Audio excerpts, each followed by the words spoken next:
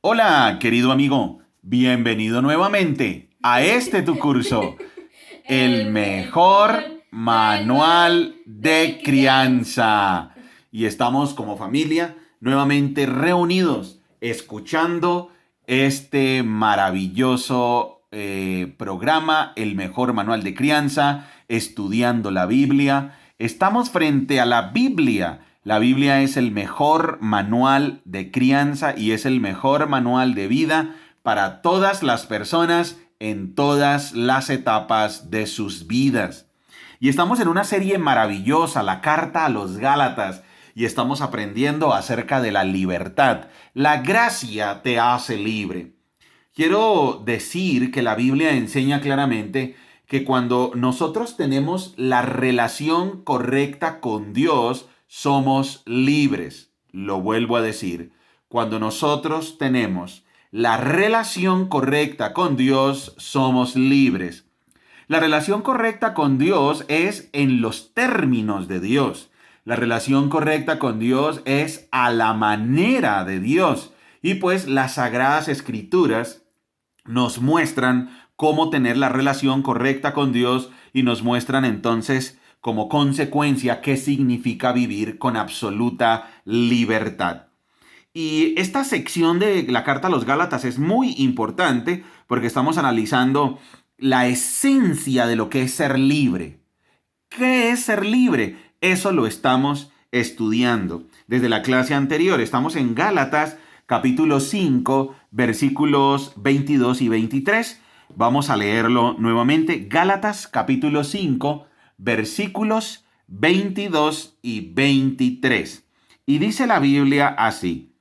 En cambio, la clase de fruto que el Espíritu Santo produce en nuestra vida es amor, alegría, paz, paciencia, gentileza, bondad, fidelidad, humildad y control propio. No existen leyes contra esas cosas. Esto nos debe quedar absolutamente claro. No existen leyes contra esas cosas. Hay que entender muy bien que, como lo veíamos en la clase anterior, en el versículo 22 el autor utiliza la siguiente expresión: en cambio, la clase de fruto que el Espíritu Santo produce en nuestra vida. Lo que él está haciendo es comparando y contrastando dos maneras de vivir. La primera es la manera de vivir al modo humano. Y en este caso no estamos hablando de gente incrédula, de gente mala, de gente que no busque a Dios, de gente que no sea piadosa. Aquí de lo que estamos hablando es dos maneras de practicar algún tipo de religión y de tratar de acercarse a Dios. La primera manera es a la manera humana, con leyes, con tradiciones, con mandamientos, con esfuerzos humanos. Y eso es a lo que se están enfrentando los Gálatas. Resulta que los falsos maestros les están diciendo, no, no, no, no, no. Ustedes no pueden ser salvos así nomás por gracia y por la misericordia y por la justificación. Ustedes tienen que obedecer mandamientos. Tienen que obedecer la ley de Dios. Cuando el objetivo de la ley de Moisés, la ley de Dios, era mostrarnos lo pecadores que somos y mostrarnos que necesitamos a un Salvador y que es imposible ser salvo por obedecer la ley, porque no se puede obedecer la ley con esfuerzos humanos. Simplemente la ley nos muestra lo pecadores que somos y eso ya lo vimos en los libros anteriores, lo vimos en Romanos, primera y segunda carta a los Corintios, que a eso se le llama condenación. O sea, la ley nos muestra lo pecadores que somos y que estamos condenados. Esa es una manera de vivir. Una manera de vivir entonces es obedecer los mandamientos con esfuerzos humanos, a la manera humana, tratar de hacerse justo a los ojos de Dios, obedeciendo la ley con los esfuerzos humanos. Eso genera frustración y eso genera esclavitud, esclavitud del pecado. Como ya lo leíamos en Romanos en el capítulo 7, cuando se nos muestra la ley, entonces lo que hacemos es volvernos esclavos del pecado porque la ley nos muestra lo terrible que es el pecado. ¿Eso qué quiere decir? Que una persona escucha los 10 mandamientos: no matarás, no robarás, no adulterarás, no codiciarás, etc. Y esos mandamientos lo que hacen es volvernos esclavos, porque cuando nos dicen no codiciarás, automáticamente nos damos cuenta de lo terriblemente malo que es codiciar, pero nos damos cuenta que eso de codiciar es parte de nuestra naturaleza y que todo el tiempo estamos codiciando, y ahí nos volvemos prisioneros del pecado. Pero aquí es donde aparece la libertad, porque el autor ahora contrasta esa manera de vivir con la manera de vivir guiados por el Espíritu, donde ya obedecemos a Dios, pero no es obedeciendo un mandamiento escrito, sino ya es dejándonos guiar por el Espíritu Santo de Dios. Ya es cuando el Espíritu Santo nos empodera, es cuando el Espíritu Santo nos dirige, es cuando el Espíritu Santo nos dinamiza, es cuando el Espíritu Santo nos vivifica, es cuando el Espíritu Santo rompe, quiebra el poder del pecado en nuestras vidas. Y eso es ser libres. ¿Ser libres de qué? Libres del miedo, libres del castigo, libres de tener que obedecer la ley, libres del pecado que nos tenía cautivos, totalmente presos. Ahora somos libres. Y ahora somos libres para obedecer a Dios con el nuevo poder renovado que nos da el Espíritu Santo. Eso es libertad. Entonces, ¿libres por qué? Libres porque no tenemos miedo, libres porque estamos totalmente libres del control del pecado en nuestras vidas, libres porque no vamos a ser castigados, libres porque podemos obedecer a Dios con un poder renovado, libres porque tenemos esperanza, libres porque somos escogidos, libres porque somos empoderados, libres porque hemos recibido gracia, misericordia y compasión, libres porque somos justificados, declarados no culpables, somos libres. ¡Qué maravilla! No somos esclavos del pecado, el pecado no nos puede gobernar, el pecado no nos puede gobernar. Y entonces por eso el autor dijo, en cambio la clase de fruto que el Espíritu Santo produce en nuestra vida es amor. O sea, si el Espíritu Santo de Dios nos dirige, entonces lo primero que manifestamos como una actitud cotidiana es amor. Un verdadero seguidor de Jesucristo ama. ¿Por qué? ¿Porque se esfuerza en obedecer leyes, los 10 mandamientos? No. Un verdadero seguidor de Jesucristo ama porque el Espíritu Santo de Dios le da el poder para amar.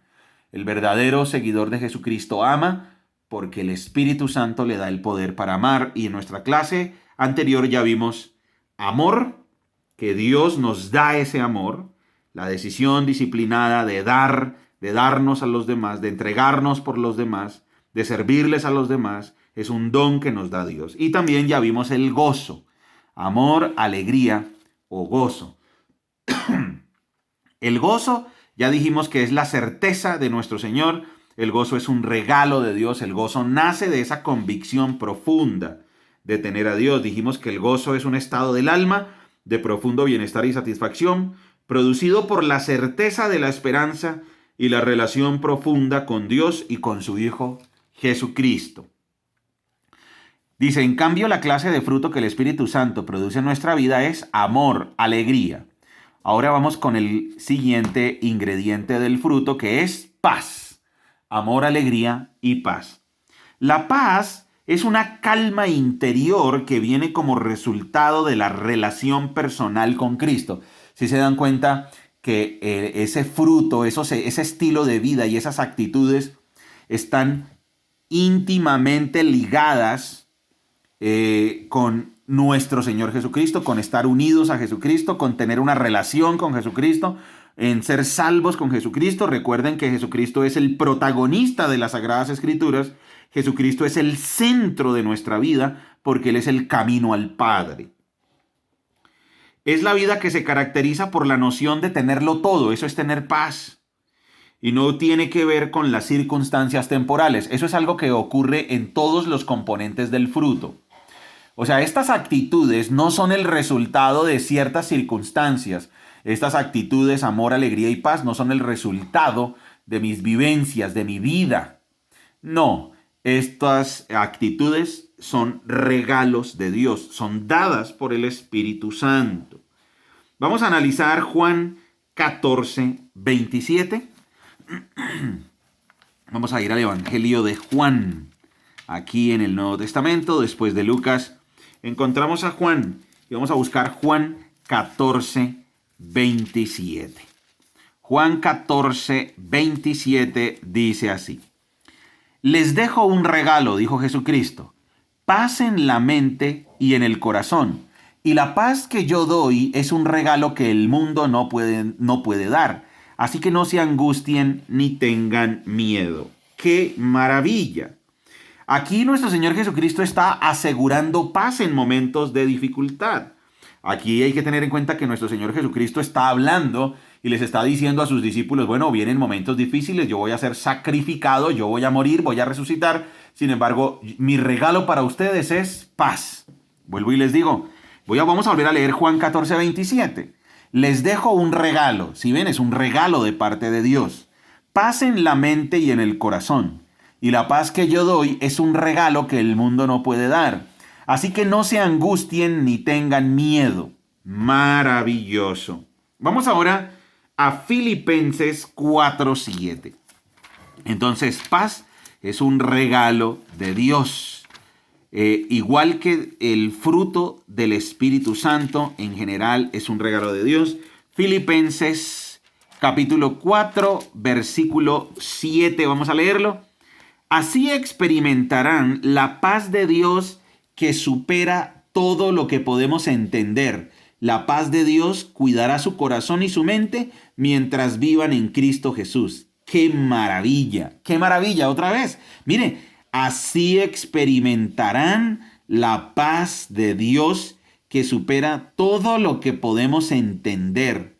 La paz de Dios cuidará su corazón y su mente mientras vivan en Cristo Jesús. ¡Qué maravilla! La paz de Dios cuidará nuestros pensamientos. La paz de Dios cuidará nuestro corazón. La paz de Dios cuidará nuestra alma.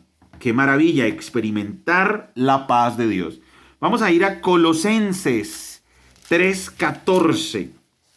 Vamos a leer Colosenses 3:14 hasta el 19. Colosenses capítulo 3, versículo 14 hasta el 19. Sobre todo, vístanse de amor, lo cual nos une a todos en perfecta armonía, y que la paz que viene de Cristo gobierne en sus corazones. Pues como miembros de un mismo cuerpo, ustedes son llamados a vivir en paz y sean siempre agradecidos. Que el mensaje de Cristo con toda su riqueza llene sus vidas. Enséñense y aconséjense unos a otros con toda la sabiduría que Él da. Canten salmos e himnos y canciones espirituales a Dios con un corazón agradecido. Y todo lo que hagan o digan, háganlo como representantes del Señor Jesús y den gracias a Dios por medio de Él. ¡Qué maravilla! Espectacular. Y entonces aquí nuevamente está diciendo que Dios nos da una paz, y miren lo que dice el versículo 15, que la paz de Dios que viene de Cristo gobierne en sus corazones. La paz de Dios debe gobernar en nuestras vidas. Entonces ya tenemos amor, alegría y paz como fruto, como resultados, como actitudes concretas por ser guiados por el Espíritu Santo, ser llenos del Espíritu Santo. Vamos con otra característica, la paciencia. La paciencia es la capacidad de soportar. La paciencia es la capacidad de soportar. Y vamos a ir a Efesios 4:2. Efesios 4:2. Qué interesante. La paciencia. Sean siempre humildes y amables. Sean pacientes unos con otros y tolérense las faltas por amor. Otra vez, sean siempre humildes y amables. Sean pacientes unos con otros y tolérense las faltas por amor. ¡Qué maravilla! Entonces la paciencia es la capacidad de soportar. Tengo paciencia porque Dios me tuvo paciencia a mí. Tengo paciencia porque he recibido misericordia, compasión y paciencia de parte de Dios. Vamos a ir a primera carta a Timoteo, capítulo 1, versículo 15. Primera Timoteo, capítulo 1, versículos 15 al 16. Lo tenemos aquí. La siguiente declaración es digna de confianza y todos deberían aceptarla. Cristo Jesús vino al mundo para salvar a los pecadores, de los cuales yo soy el peor de todos. Pero Dios tuvo misericordia de mí para que Cristo Jesús me usara como principal ejemplo de su gran paciencia con aún los peores pecadores. De esa manera otros se darán cuenta de que también pueden creer en Él y recibir la vida eterna. Entonces, ¿por qué yo voy a tener paciencia con los demás? Pues porque Dios me tuvo paciencia a mí. Porque yo voy a soportar las faltas de los demás, porque los voy a tolerar, pues porque Dios fue muy y ha sido muy tolerante conmigo. Paciencia, tolerar, esperar, soportar. Esa es una actitud de los verdaderos seguidores de Jesucristo. Ya tenemos amor, alegría, paz y paciencia como actitudes que son el resultado de ser guiados por el Espíritu de Dios, ser guiados por Dios mismo. Vamos con el siguiente. Amabilidad. La amabilidad es la misma benignidad y es un interés sincero por los demás que me lleva a tratarlos bien. Entonces vuelvo y lo digo, la amabilidad es la misma benignidad. Y la amabilidad es un interés genuino, un interés sincero por los demás. Un interés sincero por los demás. Y eso me lleva a tratarlos bien, a tratarlos con cariño, con dulzura, de manera tierna, apacible. Eso es amabilidad. Nuestra gran pregunta es, ¿estamos tratando así a los demás? ¿Estamos tratando a las personas con amabilidad? Con un interés sincero, donde les estamos dando un trato dulce, un trato amable, un trato cariñoso. Vamos a 2 Timoteo 2:24. Segunda carta a Timoteo, capítulo 2, versículos 24 hasta el 26. Un siervo del Señor no debe andar peleando, sino que debe ser bondadoso con todos, capaz de enseñar y paciente con las personas difíciles. Instruye con ternura a los que se oponen a la verdad, tal vez Dios les cambie el corazón y aprendan la verdad. Entonces entrarán en razón y escaparán de la trampa del diablo, pues Él los ha tenido cautivos para que hagan lo que Él quiere. Bien, qué maravilla. ¿Cómo debe ser el siervo de Dios? Debe ser paciente, capaz de enseñar, debe ser benigno, debe ser amable, tratar bien a los demás, ser tolerante con las faltas de los demás, tener un trato donde toma la iniciativa y es un trato dulce, un trato cariñoso, un trato tierno. Eso es ser amable, eso es ser benigno. Ya tenemos entonces amor, alegría, paz, paciencia y amabilidad. 5 características que son evidentes, que son actitudes evidentes en la vida de los seguidores de Jesucristo. Entonces son actitudes evidentes en la vida de los seguidores de Jesucristo. Vamos ahora a hablar del sexto, que es la bondad. Y vamos a ir a Romanos 5:6. Romanos 5:6 para profundizar en este concepto. Recordemos que la Biblia tiene unidad, coherencia y lógica. La Biblia se explica a ella misma. Y vamos a ir a Romanos capítulo 5, versículos 6 hasta el 11.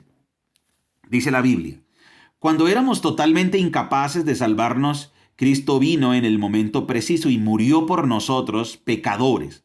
Ahora bien, casi nadie se ofrecería a morir por una persona honrada, aunque tal vez alguien podría estar dispuesto a dar su vida por una persona extraordinariamente buena.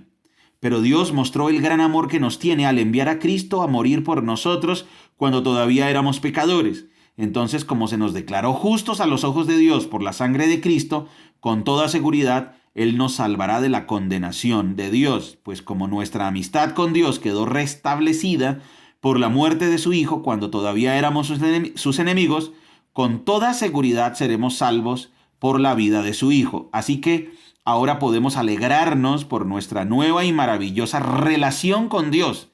gracias a que nuestro Señor Jesucristo nos hizo amigos de Dios. La bondad entonces es una excelencia moral que busca hacer el bien de los demás y Cristo es el máximo ejemplo de bondad.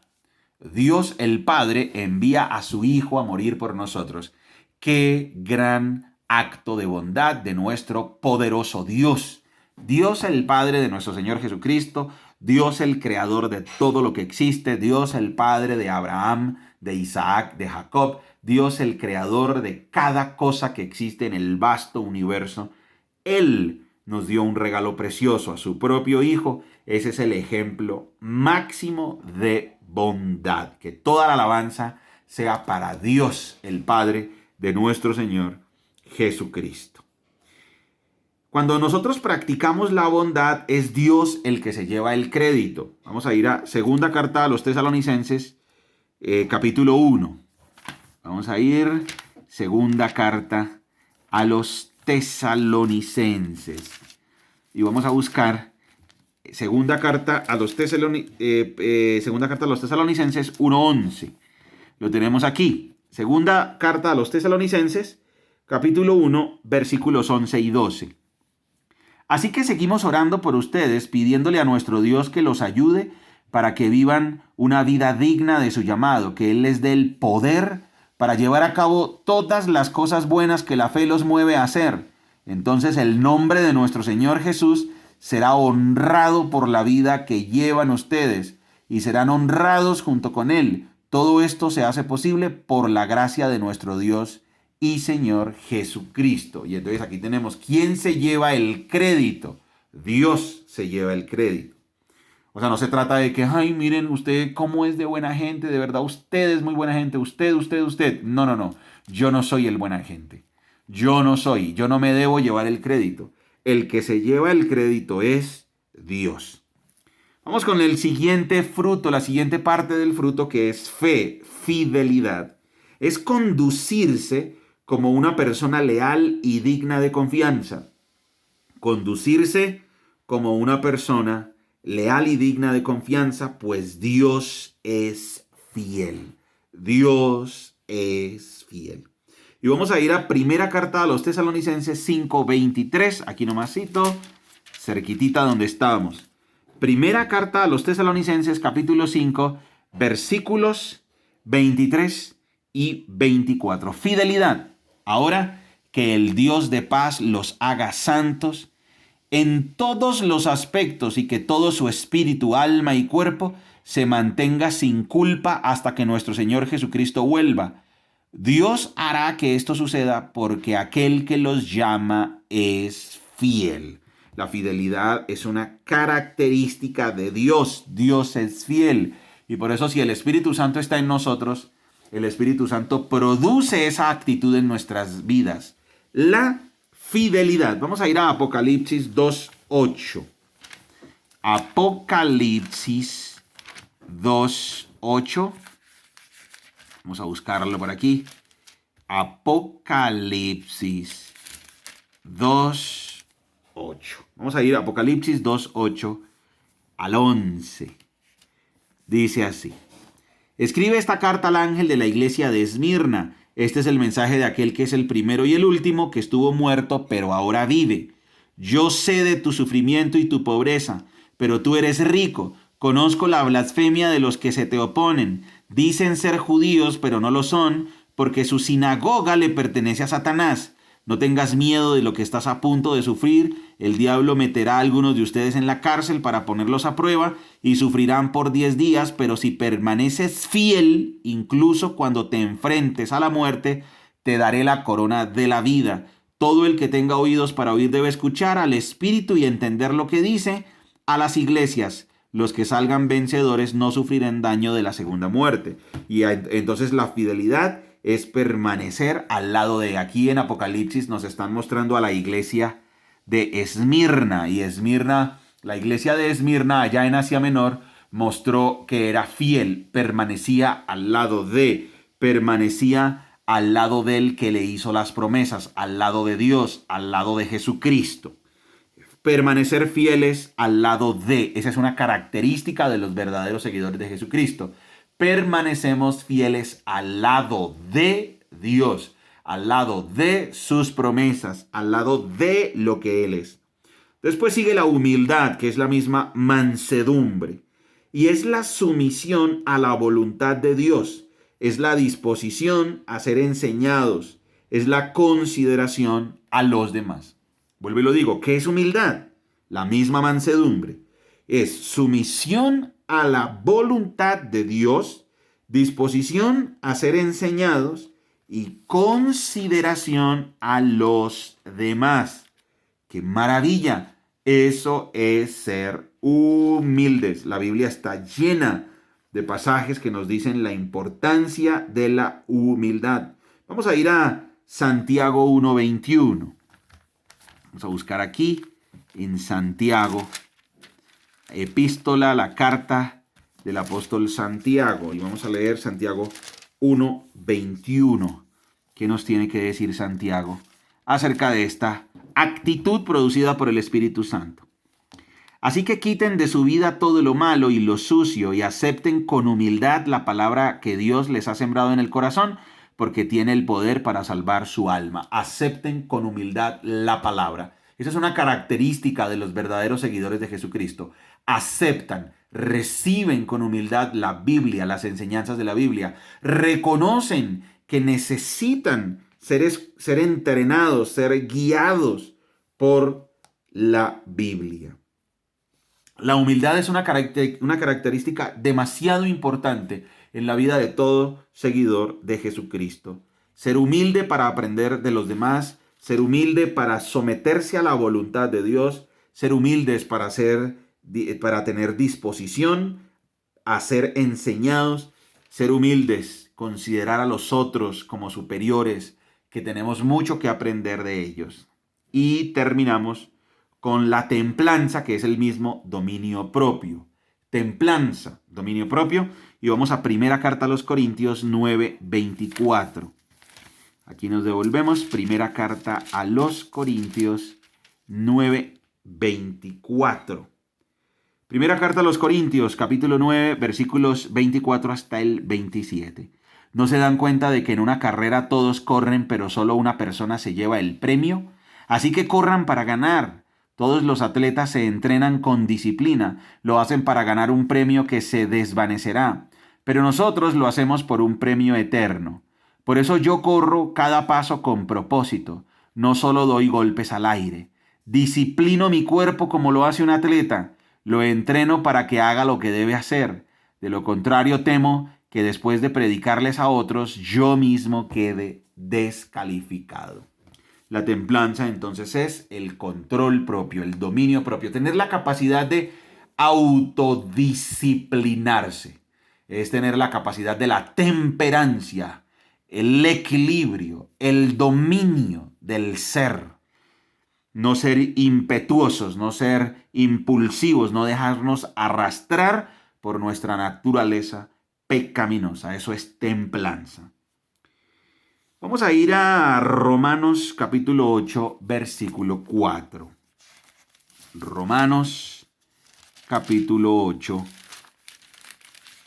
versículo 4, lo tenemos por aquí. Romanos 8, 4. Lo hizo para que se cumpliera totalmente la exigencia justa de la ley a favor de nosotros, que ya no seguimos a nuestra naturaleza pecaminosa, sino que seguimos al Espíritu Santo. ¿Sí ven el punto? Nosotros no seguimos nuestra naturaleza pecaminosa, nosotros somos controlados, somos guiados, somos dirigidos por el Espíritu Santo de Dios. ¿Eso qué quiere decir? Que si el Espíritu Santo me guía, no estoy sometido ni al poder del pecado, ni tengo que obedecer leyes externas. Con el poder del Espíritu Santo vivo en libertad. Vuelvo y lo digo, si el Espíritu Santo me guía, no estoy sometido ni al poder del pecado, ni tengo que obedecer leyes externas. Con el poder del Espíritu Santo vivo en libertad. Bien, con el poder del Espíritu Santo vivo en libertad. Quiere decir, si nosotros somos guiados por el Espíritu Santo, las siguientes actitudes se van a ver reflejadas en nuestras vidas, porque es el control del Espíritu Santo el que lo produce. Amor, alegría, paz, paciencia, amabilidad, bondad, fidelidad, humildad y dominio propio. Muy bien, qué aprendizajes tan impresionantes estamos obteniendo de esta maravillosa carta a los Gálatas. Libertad, la gracia te hace libre. Recuerda que somos Margie y Daniel, familias saludables, familias que se enfocan en lo importante y estaremos edificándonos en la palabra de Dios. ¡Chao!